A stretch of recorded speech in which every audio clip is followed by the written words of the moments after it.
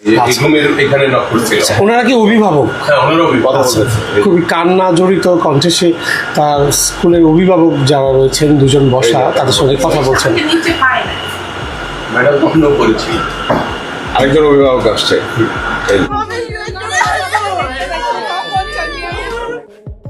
এবার সিসিটিভি ফুটেজেই ফেঁসে গেলেন রোকসানা পিনুর স্বামী সোহেল রানা। রাজধানীর দক্ষিণখানের ফায়দাবাদের দন্ত চিকিৎসক সারা রোকসানা পিনু হত্যাকাণ্ডের নেপথ্যে রহস্য উন্মোচিত হয়েছে। ডাকাতি কিংবা গ্রিল কেটে চোর ঢুকে হত্যার নাটক সাজানো হলেও পুলিশ ও সিআইডির নিখুঁত তদন্তে বের হয়ে এসেছে আসল সত্য। ঘুমন্ত স্ত্রীকে বালিশ চাপা দিয়ে শ্বাসরোধ হত্যার পর গ্রিল কেটে চুরির নাটক সাজিয়েছিলেন নিহতের স্বামী সোহেল রানা নিজেই। ঘটনার দিন সকালে মেয়েকে স্কুলে পৌঁছে দিয়ে স্বাভাবিক নিয়মে অফিসে যাওয়ার কথা থাকলেও সোহেল রানা তা করেননি। মেয়ের স্কুলের সিসিটিভি ফুটেজে দেখা যাচ্ছে সোহেল রানা তার মেয়েকে স্কুলে পৌঁছে দিয়েছেন, কিন্তু গেটের বাহির থেকেই তিনি আবার ফিরে যান। মেয়ের স্কুলের সিসিটিভি ফুটেজে তাকে মেয়েকে রেখে পুনরায় বাসার উদ্দেশ্যে রওনা হতে দেখা যায়। বাসায় ফিরে ঘুমন্ত স্ত্রী পিনুকে বালিশ চাপা দিয়ে হত্যা করেন তিনি।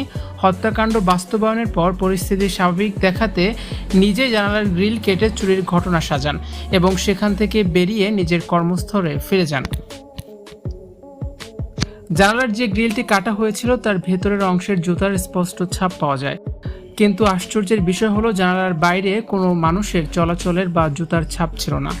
কোনো চোর বা ডাকাত যদি বাইরে থেকে গ্রিল কেটে ভেতরে প্রবেশ করত তবে স্বভাবতই জানালার বাইরের অংশ পায়ের ছাপ পড়ত, কিন্তু কেবল রুমের ভেতরের অংশে ছাপ থাকায় সিআইডির ক্রাইম সিন ইউনিটের কাছে বিষয়টি সন্দেহজনক হয়ে ওঠে। পরবর্তীতে ঘরে থাকা সোহেল রানার ব্যবহৃত জুতার সাথে ওই ছাপের শতভাগ মিল খুঁজে পান তদন্তকারীরা।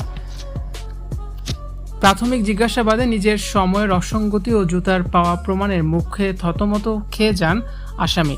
নিহতের বোন পূর্বেই জানান পিনু তাকে হত্যার আশঙ্কার কথা জানিয়ে রেখেছিলেন।